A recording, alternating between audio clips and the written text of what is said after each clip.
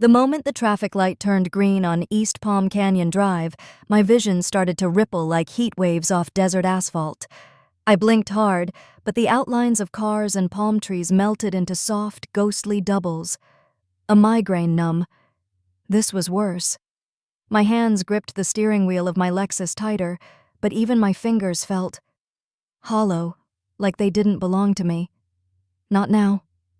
Not today. I whispered it like a prayer.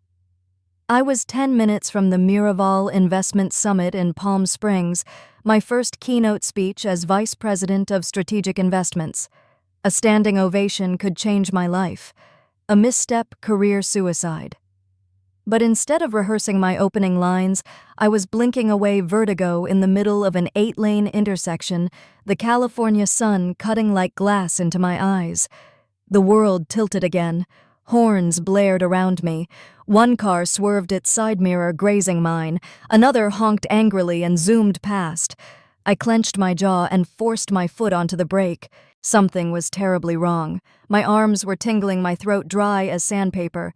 The iPad beside me pinged with a final reminder, Miraval stage. 8:30 a.m. Room 302 ready. You've got this, Vivian. Except I didn't. Not anymore. A voice echoed from somewhere outside. Ma'am, are you okay? I turned my head painfully and saw a jogger tapping on my half-open window. I tried to answer, but my lips felt rubbery numb. All I could do was whisper, "Call my husband." Julian Ross. Emergency contact, please. I didn't hear his full response.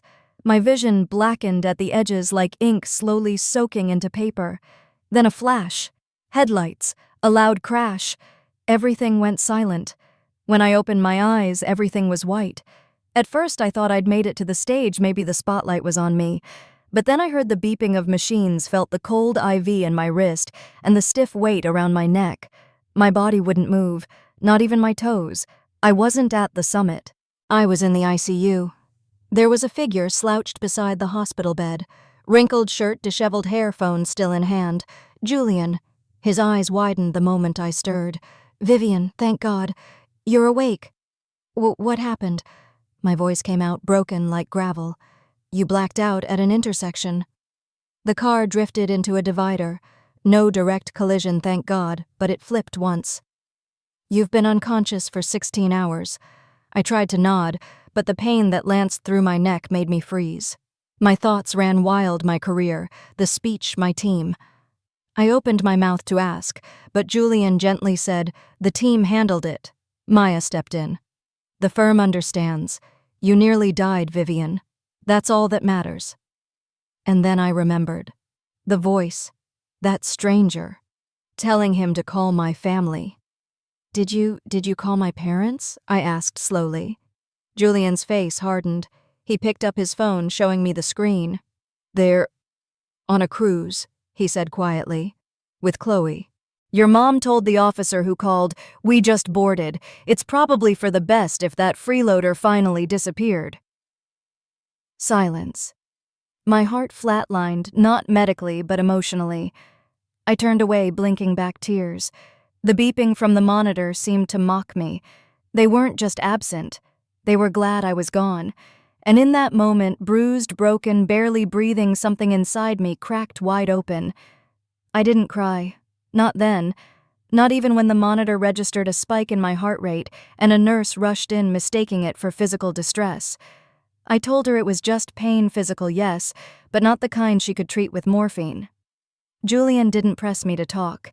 He just sat his fingers gently tracing circles on the back of my hand. I hated that he had to witness this.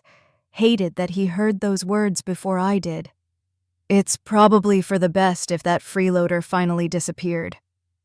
My mother had actually said that, and my father silent as always, which somehow stung more. Julian exhaled. "Vivian, I know this isn't the first time they've let you down, but this is different." I nodded stiffly. It was different. This wasn't forgetting a birthday or downplaying a promotion.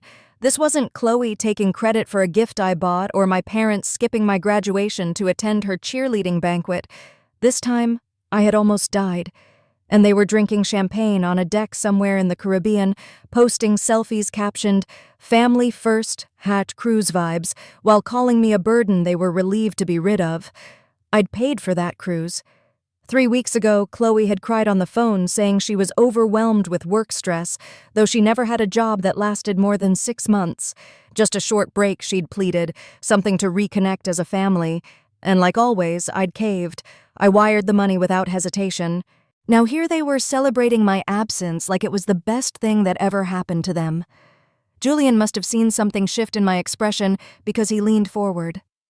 "What are you thinking?" "I'm thinking," I said slowly, about Thanksgiving 2 years ago. Remember when Chloe had just defaulted on her student loans? Julian nodded. "You paid them off. 60 grand. Quietly. So she wouldn't feel embarrassed." "Right.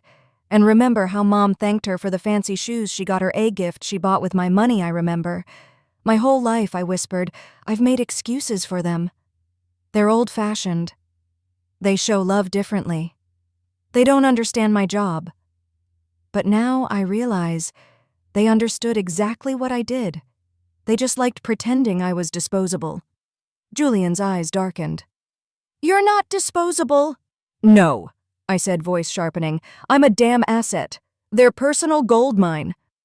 There was no heat in my tone, no rage, just a chilling clarity that settled into my bones like ice.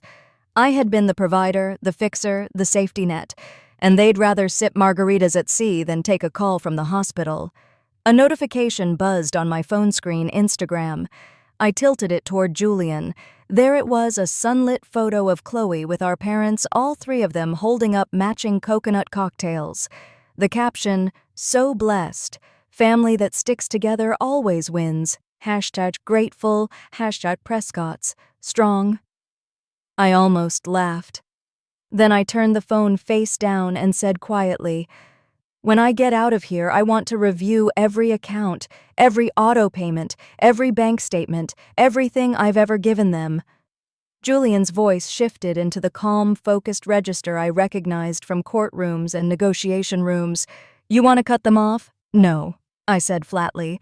"I want to erase every financial tie like they never existed." A pause. Then he nodded. "I'll bring the files tomorrow." My breathing steadied even as pain throbbed through my ribs. I closed my eyes, not to escape, but to begin again. They had called me a freeloader, but I was about to show them what it looked like when the source of their comfort finally disappeared by choice. The next morning, sunlight filtered through the hospital blinds, soft and golden, but I felt nothing.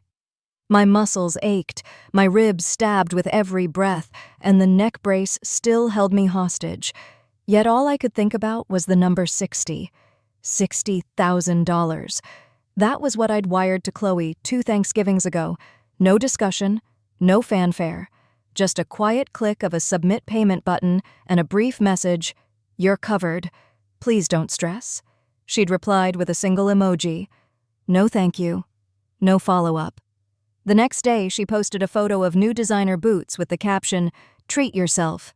You deserve it." Mom had commented, "You really do, sweetheart. Love you so much." No mention of the debt that had vanished overnight. No mention of me. It wasn't the first time. I was 24 when I co-signed Chloe's first apartment lease. She was fresh out of college, working part-time at a vegan cafe, and talking about finding herself. I offered to pay half the rent. Somehow that quickly turned into all of it.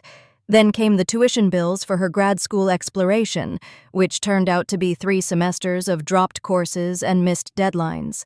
Then the car, then the credit card, then the medical insurance, then the cruise. Each time I told myself this is the last time, and every time I broke that promise. Not because they asked, though they always did, but because I couldn't stand the guilt if I didn't. My parents had this subtle way of making generosity feel like obligation. Of course Chloe needs a little help. Not everyone's wired like you, Viv. You've always been the strong one. We don't expect much. Just a little support family sticks together, right? It was never direct, never loud, but it burrowed under my skin like a splinter, invisible and constant. I remembered one Christmas when I gave Mom a check to help cover home repairs. She barely looked at me, But when Chloe gave her a handmade scrapbook of Instagram selfies, she cried. "This is so thoughtful," she sobbed, cradling it like gold. Julian called it emotional laundering. My family made sure that no matter how much I gave Chloe, would always be seen as the heart, the joy, the real daughter. And me? I was the bank. There was a time I believed it was love, that sacrificing for family was noble expected, that maybe someday they'd look at me the way they looked at her. That day never came. As I lay in the hospital, remembering it all, the past 15 years folded themselves neatly into a pattern I could no longer ignore. I gave. They took. I apologized. They forgot.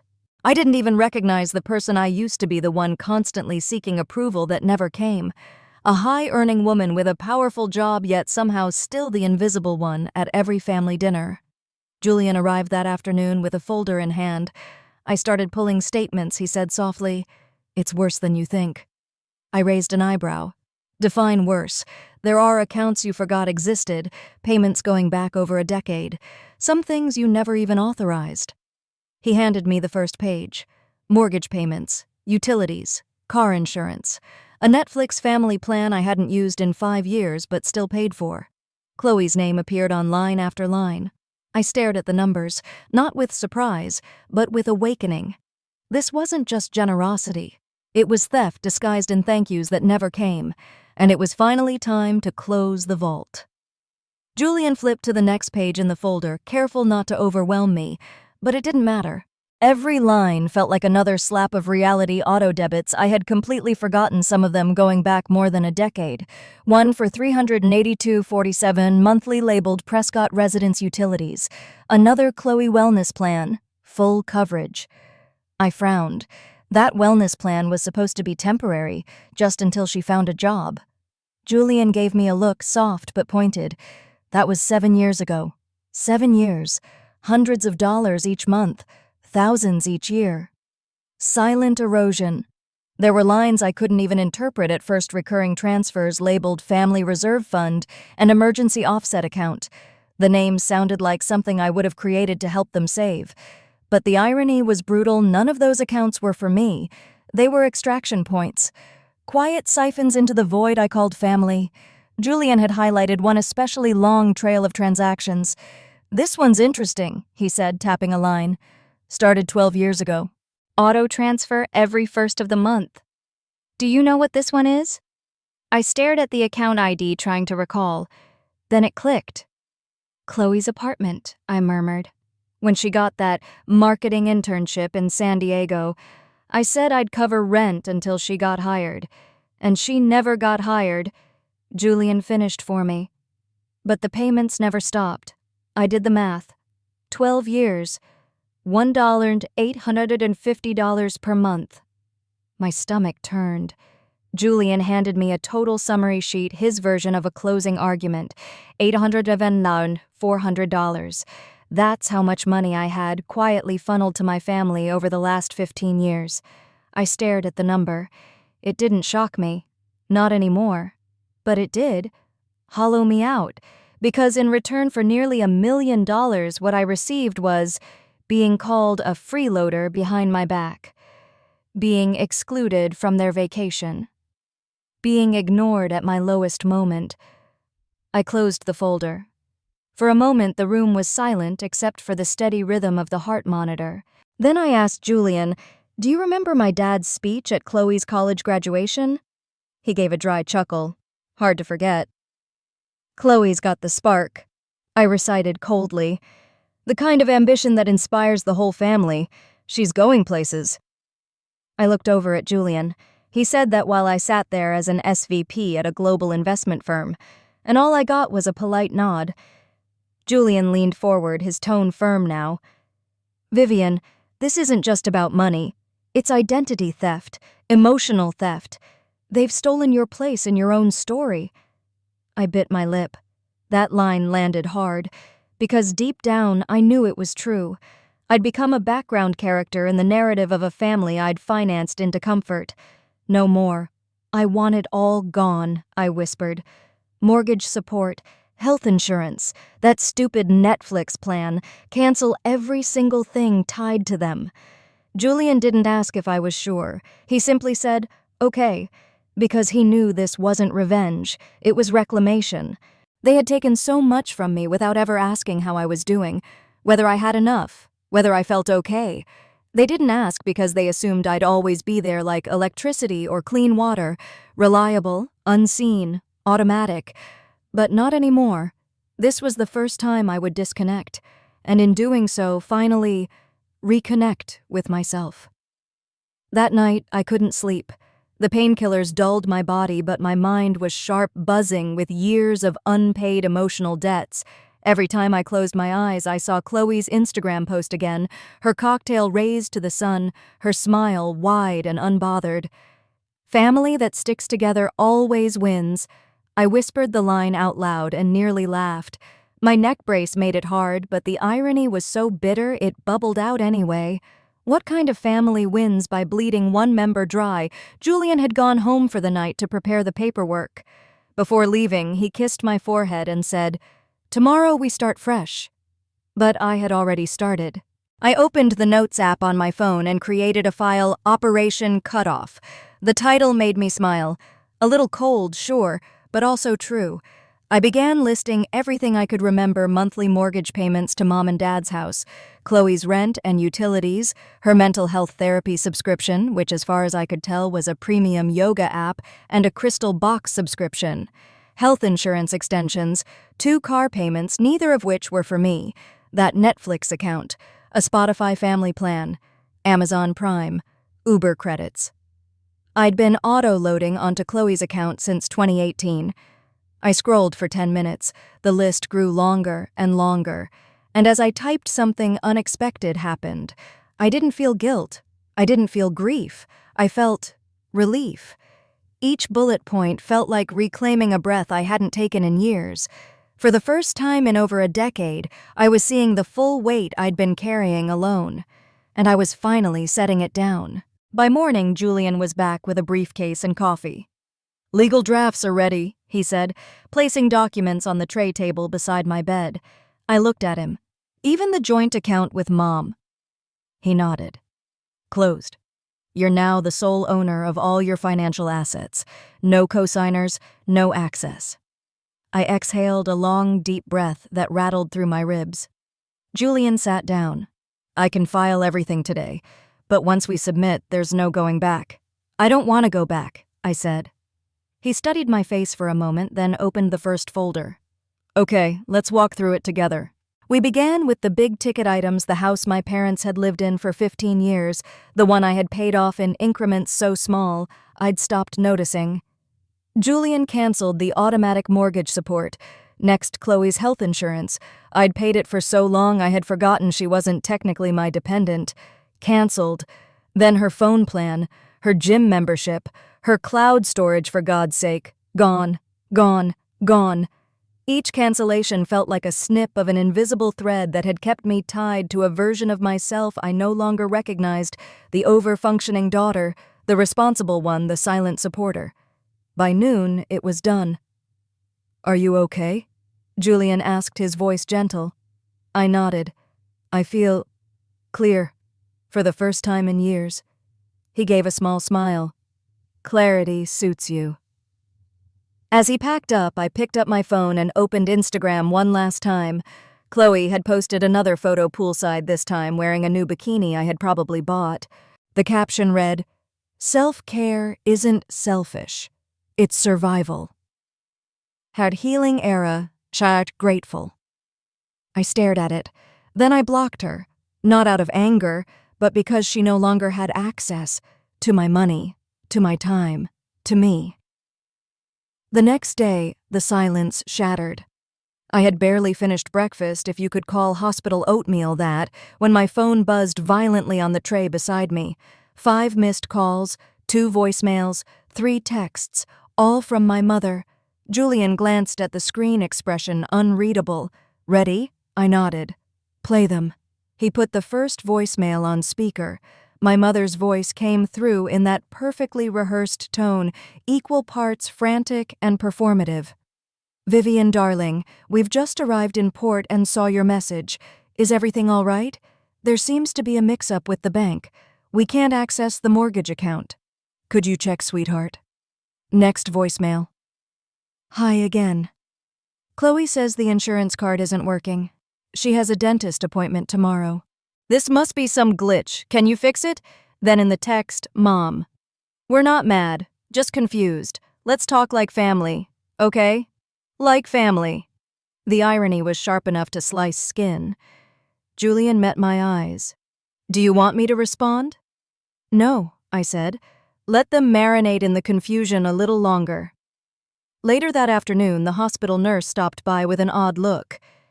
There's a woman here saying she's your mother. She wants to come in. I've requested no visitors, I replied calmly. Yes, we told her that, but she's insisting. In the hallway, I could already hear Chloe's voice sharp, entitled rising in pitch. She's our daughter. She's not thinking straight. She hit her head. My mother chimed in, syrupy and dramatic. We just got back from the cruise. We came as soon as we heard Julian stood already halfway to the door. I'll take care of it. I caught his hand gently. Wait. Then I turned to the nurse. Please have security escort them out. I don't want a scene. She nodded. Of course. As the hallway voices faded, I lay back in my bed, heart oddly still. Not angry, not scared, just done. This wasn't a punishment. It was a boundary. And they didn't like it. For years, I'd funded their lifestyle, their comfort, their illusions. But the moment I needed care, they went silent, went sailing. Now that their cruise was over, they expected the old Vivian to still be waiting, arms open, checkbook ready, but that Vivian was gone. Later that night, Julian returned with one final envelope documents terminating the trust account I'd created in Chloe's name 3 years ago. He handed me a pen. Last one. I signed without hesitation. Julian looked at me. Are you sure that money could still... She can earn her own, I said. Or not. That's her life now. He nodded slowly. Then it's done. Done. Not in anger, not in bitterness, but in peace. At midnight, I scrolled through my emails. My inbox was flooded. Chloe pleading my mother, guilt-tripping my father, finally chiming in with a line that read, Sweetheart, we're worried. Please don't do anything rash. We're still a family. Still a family. Where was that family when I was unconscious in a hospital bed? Where was that family when I was silently wiring mortgage payments every month? Where was that family when they toasted to my disappearance? I closed the app and opened a fresh journal note. The title was simple, The Cost of Loyalty. And for the first time in my adult life, I started writing not as their daughter, not as their provider, but as myself. I thought I'd already severed the final tie. I thought that walking away from the financial bindings, mortgage insurance allowances was the end of the story. But toxic roots run deeper than money. It started with a call Julian took while sitting beside my bed, just as I was finally able to walk down the hallway with a cane. His phone buzzed. He picked up with a neutral, Yes, this is Julian Prescott. His brow furrowed. He stood up. He walked to the corner of the room, lowering his voice, but not enough. I heard every word. When he returned to my bedside, his face had shifted into that serious, protective look I'd only seen a few times, usually reserved for moments when a client's life was about to fall apart. Vivian, he began slowly. That was the probate clerk at Superior Court. Chloe filed for temporary conservatorship. I blinked. What? She's trying to claim you're mentally unfit to manage your finances due to the head trauma from the accident. She's using the hospital stay and your recent erratic decisions as justification. My jaw clenched so tight my teeth hurt. You mean cutting her off? Exactly. I sat up straighter despite the pull in my ribcage. Let me guess she's offering to take over the management of my estate. Julian nodded. She framed it as an act of concern. She even attached that cruise selfie, claiming it was the last moment of joy you had with your family before a mental breakdown. I could have laughed if it weren't so perfectly deranged. She's serious. Julian opened his briefcase and slid out a manila folder. Inside were scanned documents, court filings, notarized statements, and one particularly absurd paragraph where Chloe claimed that I had become increasingly hostile, irrational, and paranoid. "She says you've been isolating yourself," Julian added, cutting off support systems and exhibiting financial sabotage tendencies. "Financial sabotage," I repeated. Because I stopped paying for her spa days, Julian didn't laugh. He just said quietly, "This is real, Vivian. She's trying to weaponize your recovery." I stared out the window for a long moment. Only a week ago, I was still trying to believe they had just made a mistake, that their absence during my accident was some unfortunate misunderstanding, that the cruelty was thoughtless, not calculated. But now they were fighting to steal not just my money, but my agency. "She wants my power of attorney," I said, almost to myself. "She wants legal control." Julian nodded. "She wants everything. And if we don't respond within 72 hours, the court can grant her temporary access." I looked back at him. "Then we don't just respond. We counter." A beat of silence passed. Then I added, "I want to file a harassment suit. And if she continues, I want to press for malicious intent." Julian gave a slow, proud smile. "There's my wife." I took the file from his hands, flipping through the accusations, the lies, the manipulations. "She thought I was down," I murmured. "But I'm not broken. I'm awake." Julian placed his hand gently over mine. "Then let's burn this bridge properly." The next morning, I called the hospital administrator. "Can you confirm that my cognitive evaluations have been completed?"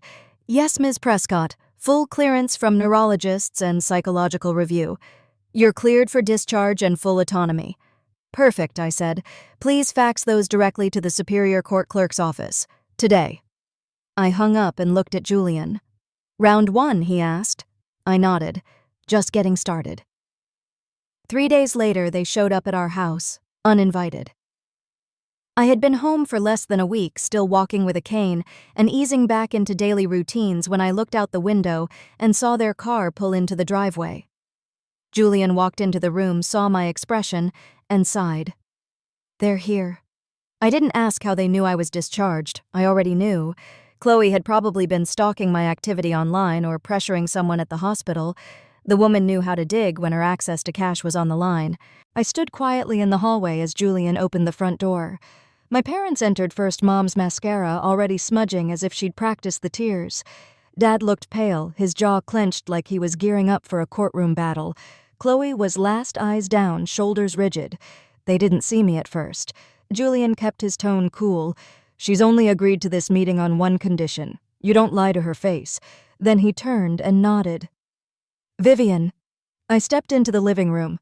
No cane, no hospital gown, just me standing on my own 2 feet. The look on Chloe's face told me everything. She hadn't expected me to be strong, or clear-eyed, or calm. She had expected the version of me she'd built in her little court petition, frail, confused, unstable. Too bad. I sat down across from them. The room was silent. No hugs, no fake greetings. Then I said, "Let's hear it." "Say it out loud, Chloe." She blinked. "What do you mean, the guardianship petition?" "The lies. The claim that I'm mentally unfit. Say it. To my face." My mother gasped. "Vivian, honey, that's not what this is." "Then what is it?" I cut in. "Because from what I read, Chloe thinks I've become a danger to myself, that my accident turned me into a financial threat." My father cleared his throat. "We were concerned." "No," I said coldly. "You were concerned that I stopped paying your bills." I turned to Chloe. "You filed for legal control over my estate. You tried to steal everything I've worked for. So say it. Out loud. Here, now." Chloe's lips trembled. "I was just trying to help." "No," I said louder. "You were trying to trap me." And then I saw it the moment her mask cracked. She exploded. "You don't get it, do you?" she snapped. "You're not the only one in this family who's been under pressure. You think I enjoy living paycheck to paycheck while you make 6 figures and act like you're some kind of savior?" "I never asked to be a savior," I replied. "But you certainly asked for every dime I earned." Mom stood up. Enough. We're here to make things right. This family is falling apart. Then maybe it should, I said. Dad's voice was quieter. Vivian, is it true that you were the one paying the mortgage all these years? I nodded. Every single month. 15 years. He looked stunned. But Chloe told us Chloe lied, I said. Repeatedly. About her job. About her income. About me. And you chose to believe her because it was easier than facing the truth. The silence was sharp now. Tangible. A blade in the center of the room. Chloe looked down, her voice small. I was jealous. Okay, you always had everything together. The job, the money, the praise. I wanted to matter too. So you painted me as weak? I asked. As disposable. Tears filled her eyes. I didn't think it would go this far. I stood. Well, it did. My mother reached out, but I stepped back. You toasted to my absence on a cruise I paid for. You called me a freeloader when I was the one funding your lives. And now you want forgiveness because your fantasy fell apart. My father whispered. So what happens now? Julian answered for me. Now, you leave, and you don't contact her again.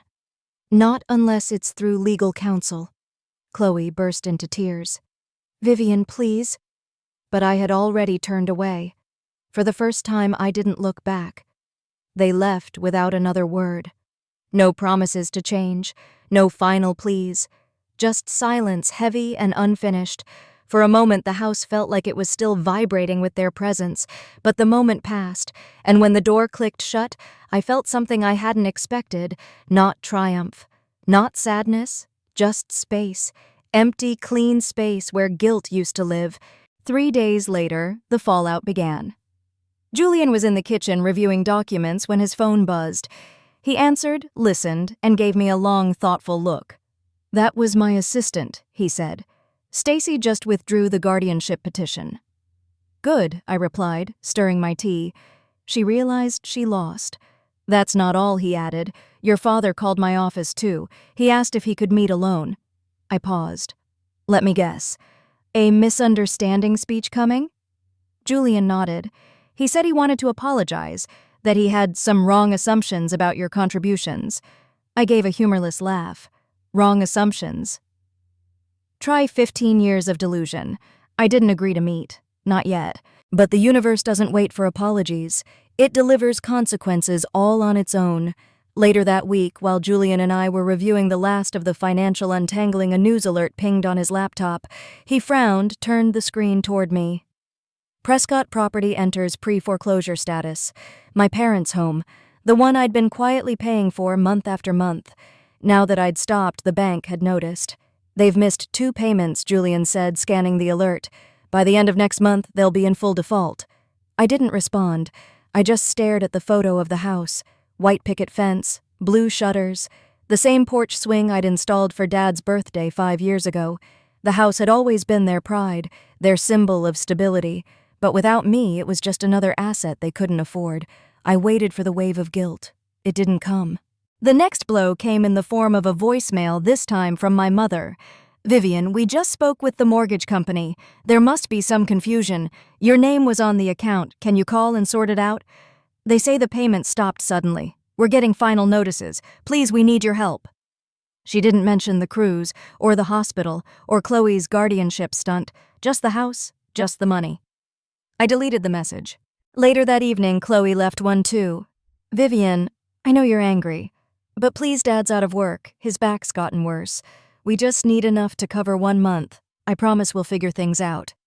She paused, then added in a whisper, I didn't think you'd really go through with it. That line stuck with me.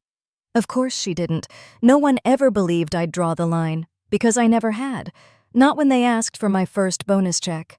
Not when Chloe needed a few months of rent help. Not when Mom said I owed it to them for all the sacrifices they made. But this time the line had been drawn in steel, and on the other side of it was my peace. Julian sat beside me, watching my face. You okay? I nodded. This was always going to happen. They built a life off money that wasn't theirs. Now they're being asked to live on their own terms. He hesitated, then asked, "You think they'll sink?" I looked at him. They'll either learn to swim or finally feel what drowning feels like. Either way, it's not my job to throw the lifeline anymore. That night, I slept deeply. No interruptions, no guilt spirals, no midnight bank alerts or Chloe's voice in my head. Just silence. And in that silence, something new bloomed clarity. This wasn't about punishing them. It was about freeing myself. Because I finally understood cutting someone off financially isn't cruelty when that money was born of your labor, your time, your sacrifice. It's called taking back what's yours. And for the first time in my life, I was mine again. The next collapse came from the one person I hadn't expected to crack. My father. It happened during a phone call I hadn't planned to answer, but something about the number, his number, made me hesitate before hitting decline. I let it ring. Then something made me pick up. "Vivian," he said, his voice low, worn out. I didn't answer right away. Let him sit in it. After a beat, he continued, "Your mother told me about the mortgage, and everything else." Still, I said nothing. "I didn't know," he said quietly. That got my attention. "You didn't know I was paying it?" I asked, voice flat. "For 15 years, he hesitated. "Chloe told us. She was the one making the payments, that she was promoted, that she made 6 figures, that you were struggling." My laugh came out cold. "Struggling?" "You'd always been quiet," he said, almost defensive. "Never flashy, never talked about work, because you never asked." He paused again. "So you make how much? 400,000 a year. Senior vice president." Silence. Complete. Shattering. When he finally spoke, his voice sounded hollow, like something inside him had broken. "I spent 15 years thinking my older daughter was the backbone, that she was the one keeping us afloat. She was barely keeping herself afloat," I replied. "She works part-time. She never paid a cent." More silence. Then, in a trembling voice, "Then what was all this for?" That hit harder than I expected, because I knew what he meant. What were all the praises for the holidays where Chloe was the golden girl, the birthdays where my name was an afterthought, the constant emotional deposits made into her ego while I stood quietly in the background footing the bill? "You didn't just believe her lies," I said. "You needed to believe them, because the truth would have made you look at me differently." He didn't argue. He couldn't. He just said, "I'm sorry." I blinked. Not because I believed it, but because I could hear that for once it wasn't rehearsed. "I never saw it," he added. "I thought you were difficult, cold, but maybe you were just tired." I closed my eyes. "You don't get to rewrite me now. I'm not a misunderstood daughter in a redemption arc. I was used." He exhaled shakily. "Do you hate us?" I paused, then said honestly, "No, but I'm done with us." Then I hung up, and this time I didn't feel like I owed him more. Julian found me later sitting on the porch, staring out into the dusk. "Everything okay?" he asked, handing me a mug of warm chamomile. "My father finally realized who I am," I said, "and who Chloe isn't." He sat beside me. "How'd that go? Like watching a man realize he backed the wrong horse in a race that's already over." Julian smirked, but said nothing. We sipped tea in silence. Then I asked, "Do you think it's cruel that I didn't forgive them?" He shook his head. "I think cruelty is leaving your daughter to almost die alone while you sip martinis on a cruise she paid for." I smiled faintly. "Thanks for the reminder. I'm your lawyer and your husband. I bill by the truth." We both laughed. That night, a package arrived. It was postmarked from my parents' city, no return address. Inside were letters handwritten, one from my mother, one from my father, and a third folded in half unsigned. I didn't open them. I didn't need to, because the real letter had already been written through their choices, through the debt they had created with silence, with entitlement, with betrayal. And I had already replied, not with ink, but with distance, with boundaries, with freedom. It was exactly 4 weeks after I cut them off that I got the last call. Julian was preparing dinner rosemary chicken, something grounding. I was folding fresh laundry, the simple act surprisingly comforting, when my phone lit up with an unfamiliar number. I let it go to voicemail. Then a few seconds later, Julian's phone rang too. He answered, listened silently, then looked over at me with a steady gaze. "What now?" I asked, half joking, half bracing. He held the phone to his chest. "That was Wesley, from the legal team at the firm." "What happened?" He hesitated. "Your father had an accident. Construction site. He fell. Compound fracture to his leg. No insurance. It was an under-the-table gig."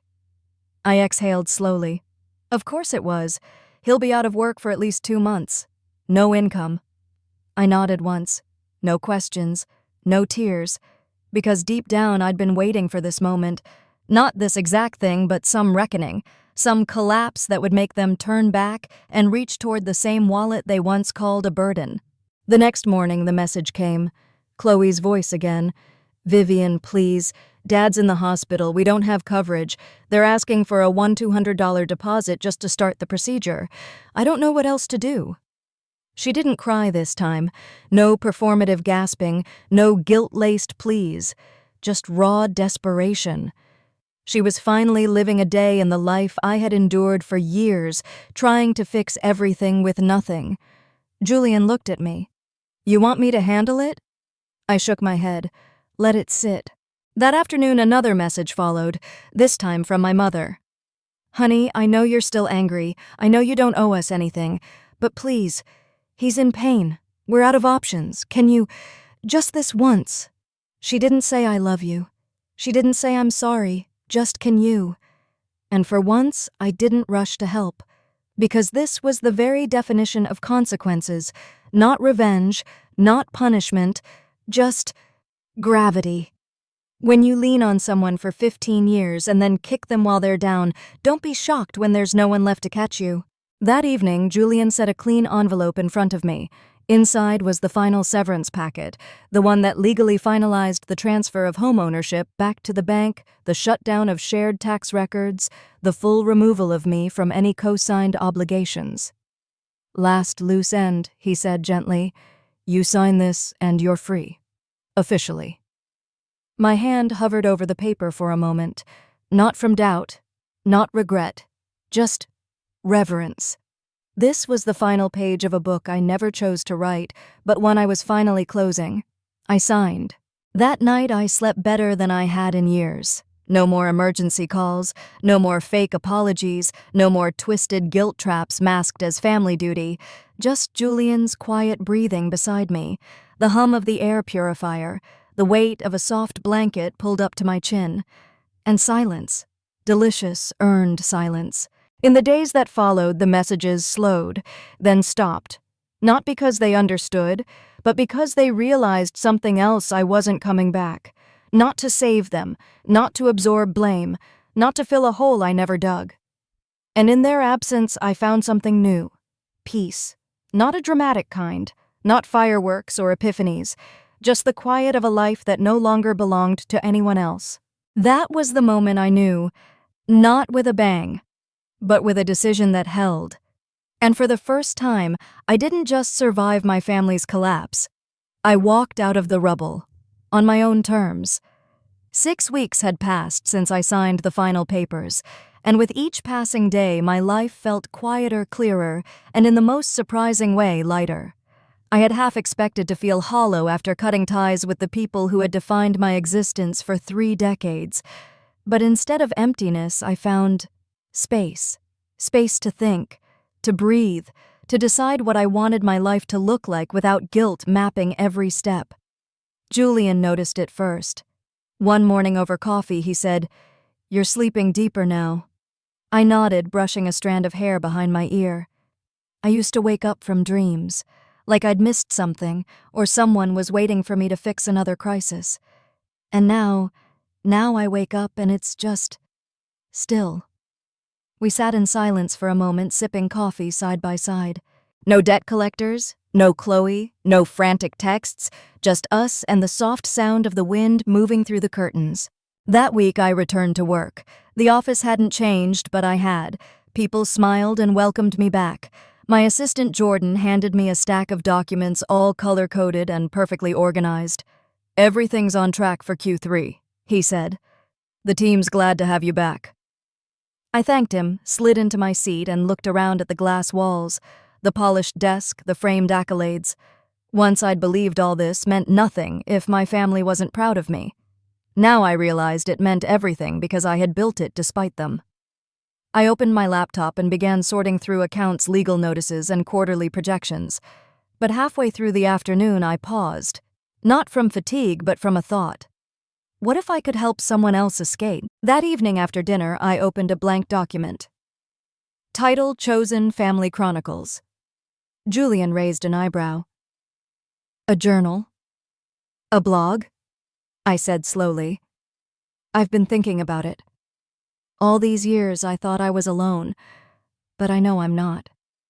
I remembered the quiet comments from coworkers who had dropped hints about manipulative siblings, friends who'd confided stories about parents who demanded their paychecks.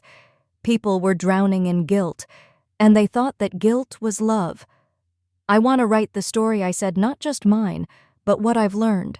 Boundaries, financial independence, what enabling looks like. Not everyone has a Julian or a law degree, but maybe I can be a voice." Julian leaned over and kissed my forehead. "You've always had a voice. Now you're choosing to use it." That night, I wrote my first post. I used to believe that family meant loyalty, that blood was thicker than logic, that if I just gave enough, loved hard enough, paid quietly enough, maybe they'd love me back. But blood is not love, silence is not peace, and guilt is not duty. Sometimes the bravest thing you can do is walk away. I hit publish, and for the first time in years, I didn't feel like I was venting. I felt like I was building something, not a wall, not a war, but a bridge, for anyone else who needed to get out and didn't know how. I didn't expect anyone to read it, not really. When I hit publish, I thought maybe a handful of strangers would stumble across it. Maybe someone would scroll past on a sleepless night, read a paragraph, then click away. But by morning, my inbox had 43 messages. By lunch, it had 600. By the end of the first week, Chosen Family Chronicles had 12,000 subscribers. And the comments? They didn't stop. "Your story is mine. I just never had the courage to name it." I thought I was crazy for cutting off my parents. Now I know I'm not alone. You put into words what I've been carrying for years. I sat frozen in front of the screen, eyes scanning the words over and over. These weren't strangers. These were versions of me. All across the country, maybe the world, daughters, sons, siblings who had lived in the same invisible prison. Their stories spilled into the comment section like a flood that had waited years to break through. My sister drained my college fund. My dad calls me ungrateful when I don't wire money every month. I supported my entire family for a decade, but they still say I owe them. It was overwhelming, but not in a bad way. It was overwhelming in the way sunlight overwhelms someone who's lived too long in the dark. That weekend, Julian found me curled up on the couch, laptop, open eyes, misty but focused. "You okay?" he asked gently. "I think I just became a lifeline." He nodded slowly. "Because you threw yourself one first." I showed him an email from a woman named Teresa in Oklahoma. "I left my toxic household last month. I was drowning in guilt. Until I found your blog. I printed your first post and taped it above my desk. It's the reason I didn't go back." Julian read the message, then looked up at me with something close to awe. "You're not just healing anymore," he said. "You're teaching others how." Encouraged, I wrote more. Articles like 5 Signs. Your family's love is actually control how to say no without explaining yourself. Cutting ties isn't cruel. It's sometimes the only way to survive. Each post pulled thousands of comments, thousands of stories. And with every story, the shame I used to carry began to shrink, not because I forgot, but because it no longer belonged to just me. Pain shared became truth. And truth, it turned out, was a kind of freedom too. A month later, I received an email that made my heart stop for a beat. It was from a publishing house. They'd read my blog. They wanted to offer me a book deal. "I don't even consider myself a writer," I told Julian that night, laughing into my wine glass. He smirked. You told your truth. That's more than most writers ever do. He raised his glass. To Vivian, the freeloader who became the voice of a generation. I clinked his glass with mine. To truth-tellers who don't ask permission anymore. That night, as I lay in bed, the stars blinking quietly through our bedroom skylight, I realized something I hadn't felt in years. Not just peace, but pride. Not the kind I once chased from my parents, but the quiet, personal kind, the kind that didn't need applause. Because for the first time in my life, I didn't just survive what was done to me. I transformed it into something bigger, something that helped others find the courage to leave. It started with a DM from a local podcaster. Hey Vivian, I'm a huge fan of your blog. Would love to have you on our show to talk about setting boundaries and toxic family systems. We reach about 40,000 listeners weekly. Let me know. I stared at the message for a long time, not because I was afraid, but because it felt unreal. All those years I'd sat silent at holiday dinners, while Chloe hijacked conversations with stories that weren't hers, while my parents nodded, smiled, and called her our success. Now someone I'd never met wanted me to speak. And not for obligation, not for guilt, but because my voice mattered. Julian sat beside me on the porch that night, flipping through a legal brief when I showed him the message. He read it twice, then looked up at me. So, what do you think I think? I want to do it. He smiled. Then you should. I don't even know if I'm good at speaking publicly. You're good at telling the truth. That's more rare. I exhaled slowly. What if people think I'm bitter? He shook his head. Vivian, you didn't get on that blog to rage. You got on there to reclaim, and that's what people hear. I agreed to the interview. The host, a kind, empathetic woman named Sam, welcomed me with warm energy and zero judgment. We talked about guilt, generational gaslighting, and what it means to stop apologizing for surviving. By the time the episode aired, it had already been pre-saved over 5,000 times. By the following week, a national women's magazine reached out for a feature. And 2 weeks later, a TEDx organizer sent an email that simply read, "Your message is the one our audience needs. Say yes." I did. The TEDx talk was held in a small theater, intimate, warm, and filled with strangers who had read. My blog, watched my videos, followed the journey. I stood behind the curtain, microphone clipped to my blouse, palms slightly sweating, heart pounding with anticipation. But not fear. Not anymore. I was done being afraid of being seen. I walked out to the stage, took a breath, and looked out at the faces before me. They didn't know me, but they believed me. And that alone shattered years of self-doubt more completely than any family apology ever could. I began my talk with one sentence. My family called me a freeloader. But what they were really afraid of was that I'd one day stop funding the lie. The room held its breath. And I told them everything. Not with rage, not with shame, but with resolve. With the calm of a woman who had been forged in silence and finally chosen sound. Afterward, dozens of people approached me backstage. A teenage girl whispered, "I showed your post to my mom. She finally left her abusive husband." A man in his 60s gripped my hand, eyes watery. "I've been funding my siblings for 30 years. Your talk helped me say no." I walked to the car with Julian, later stunned into stillness. He opened the door for me, smiling. "Told you your voice mattered, and for once I didn't doubt it. Because I hadn't just survived my story, I had spoken it into power." 6 months after my TEDx talk, I received a letter. Not an email. A real physical letter, handwritten, folded into an envelope with no return address. Julian placed it on the kitchen counter, unsure if he should hand it to me. I could see the hesitation in his eyes. But I knew where it came from the second I saw the handwriting. My mother. I didn't open it right away. I made tea first, turned off my phone, sat by the window with the sunlight warm against my shoulder. Only then did I unfold the paper.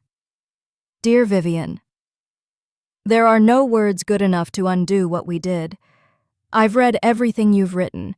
Yes, I know about your blog, your talks, your interviews. At first, I was angry, then defensive, then silent. Because it hurt to see yourself through the eyes of the child you thought you loved. And maybe that's the problem. I thought I loved you, But real love isn't just pride on birthdays and holiday photos. It's showing up when you're bleeding. It's asking questions instead of assuming. It's seeing someone when they've stopped performing. I paused, blinking back something wet. Not grief, not anger, just release. Your father and I are not well. The house is gone. Chloe moved out of state. We don't hear from her much anymore. I want to tell you that we've changed, that we've become better, but the truth is, we're just starting to understand what we broke. I don't expect forgiveness. I don't expect anything at all. I just wanted you to know that I finally see the daughter I never took the time to meet, and she's magnificent. Mom. I folded the letter carefully and tucked it into the drawer beside my journal. I didn't write back, not out of spite, but because the moment didn't ask for a reply. It wasn't closure, it was clarity. That weekend, Julian and I drove up the coast, no destination, just open road and playlists. At one point I asked him, "Do you think she meant it?" He kept his eyes on the road, thoughtful. I think people change when they lose enough comfort. And I think maybe she started to see the cost. And Chloe? He gave a small shrug. Some people disappear before they ever grow up. That night, at a small beachside inn, I walked barefoot to the shoreline while Julian read inside. The ocean roared gently, not a violent crash, but the rhythmic, powerful hum of something ancient. I stared out at the endless blue, letting the wind tangle my hair. And I whispered something I hadn't said in years. I forgive you. Not to excuse them, not to invite them back, but to free me. From the need to be angry. From the burden of waiting for better parents, a better sister, a better past. I forgave because I was tired of carrying their weight into my future. When I walked back inside, Julian looked up and smiled. "You okay?" I nodded. "More than okay." "What changed?" I kissed his cheek. "Nothing." "And that's the point." He smiled again. "Then, maybe now, it's time for the next chapter." And for the first time, I wasn't afraid to turn the page. A year had passed. Quietly, cleanly. No drama, no late-night phone calls, no emotional landmines. Just life, real steady life. I'd never known how peaceful that could feel until I experienced it. I woke up each morning to the smell of fresh coffee. I took long walks without checking my phone every 5 minutes. I could breathe not shallow panic breaths, but deep, grounded ones. Julian and I talked about small things again, where to plant lavender in the backyard, what to name the stray cat that kept visiting, whether we should finally take that road trip through the Pacific Northwest. It wasn't glamorous. It wasn't viral. It was just ours. And that was everything. My blog had grown quietly but steadily. Over 1 million monthly readers now. A community built not on outrage, but on resilience. People wrote in every day I finally moved out. "Thank you. Your story helped me stop apologizing for saying no. You don't know me, but you saved me." Sometimes I cried reading them, not because I was sad, but because I remembered being that scared, that confused, that trapped. Now I was proof that life after escape wasn't just possible, it could be beautiful. One evening, Julian came home with a soft grin. "What's that look?" I asked. He pulled a flyer from his bag. "The community center's holding a workshop series, Mental Health Boundaries, Emotional Recovery. They want you to be a speaker." I blinked. "Me?" He nodded. "They said your blog's already helping people. They want the person behind it too." I didn't answer right away. I looked out the window at the golden light stretching across the fence line. Then I smiled. "Okay, let's do it." Because this time, I wouldn't be speaking for survival. I'd be speaking from freedom. The workshop was held in a modest hall lined with folding chairs and string lights. Nothing fancy, but the room pulsed with something raw and real. Stories, dozens of them. People stood up one by one to speak, voices, shaking eyes, wet hands clenched in their laps. I thought I was crazy. I gave until I had nothing left. I didn't know I was allowed to stop. I listened, nodded, sometimes reached for a tissue box, and passed it silently. I wasn't there as a guru or therapist. I was simply proof that you could leave, survive, and thrive. After the session ended, people lingered. One woman hugged me tight without saying a word. Another slipped me a note with just 4 words, "I'm leaving tomorrow." Thank you. Julian offered to drive us home, but I asked if we could walk instead. The night air was cool, soft like a benediction. That's when I saw her, across the street, standing alone. Chloe. She hadn't aged much, but something in her posture was different. The arrogance was gone, replaced by something brittle. She didn't wave, just stared. I met her eyes and didn't flinch, not because I'd forgotten, but because I no longer needed to remember. Julian saw her, too. "Do you want to leave now?" I said calmly. "I want to stay." We crossed the street, but I didn't slow down. As I passed Chloe, I gave her a small, nodding smile, the kind you give to strangers who used to mean something. She opened her mouth to speak, but nothing came out, and that was enough. That night in bed, Julian whispered, "How do you feel?" I thought for a moment. "Clean," I said, "like I'm finally not dragging any part of her or them into my tomorrow." He kissed my shoulder. "They don't own a single piece of you anymore." I closed my eyes, resting in the stillness. He was right. Not a piece, not a scar, not even a shadow. Only light. And forward. 3 weeks after the workshop, I received a call from a familiar number. I didn't answer. Not because I was angry, but because I didn't owe them anything. Mom left a voicemail. Her voice was quiet, almost shy, as if afraid the phone might bite. "I heard you spoke at a community event." That's amazing, Vivian. I know you don't want to hear from us. I just wanted to say we're proud of you, even if we don't deserve to be." I listened to it once, then deleted it, not out of cruelty, but because their approval no longer held currency in my world. The next morning, Julian made me coffee in my favorite mug, the one that said, "I choose peace," in faded script. We sat on the porch as sunlight spilled over the fence, soft and unhurried. "Do you think they'll ever stop trying to come back?" I asked. He thought for a second, then said, "Maybe. Or maybe they'll keep knocking forever. And if they do..." He looked at me, serious but kind. Then we let the door stay closed. I nodded. And smiled. That week, I started planning a retreat for survivors of family manipulation, something intimate, healing, rooted in real tools and gentleness. Not a spectacle. A sanctuary. People registered within days. A woman from Minnesota wrote, "This is the first time I've felt excited about anything in years." Another messaged, "I've never told my story to anyone. I want to tell it here." It hit me again how deep the hunger was, not for revenge, but for relief, for quiet joy, for safety, for mornings that don't start with dread. And that, I realized, was the truest justice of all. Not that my family had fallen apart, but that I had risen intact, still soft, still generous, but no longer available to be used. They couldn't reach me, not because I was hiding, but because I was finally home. In my life, in my skin, in my truth. It was a quiet Tuesday when I realized I hadn't thought about them in weeks. No tension in my chest, no imaginary arguments in the shower, no wondering if they'd changed or if they missed me. Just silence. Peaceful, expansive silence. I spent that morning repotting the succulents by the kitchen window. Sunlight poured across the tiles. Julian hummed from the other room, typing away on a brief. The cat we'd finally named him Finn curled lazily on the rug. And I felt it. Not relief, not triumph, but presence. This was my life now. Not a performance, not a balancing act between guilt and duty. Just mine. That evening, a reader messaged me from Brazil. "I read every post on your blog. You helped me leave a lifetime of hurt behind." I replied simply, "You helped yourself. I just lit the path." And maybe that was enough. I no longer needed a stage, an audience, or applause.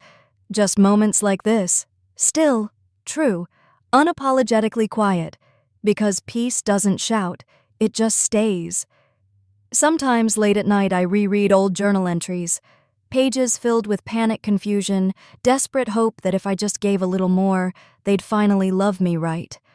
Now I read them like an archaeologist, not to relive but to understand. That girl, she tried so hard. She didn't know yet that some people only love what they can use. She still believed loyalty would earn her kindness. And I don't resent her for that. I honor her, because she kept going even when the love she needed never came. One entry from 7 years ago stopped me cold. I don't want to be angry, I just want to matter.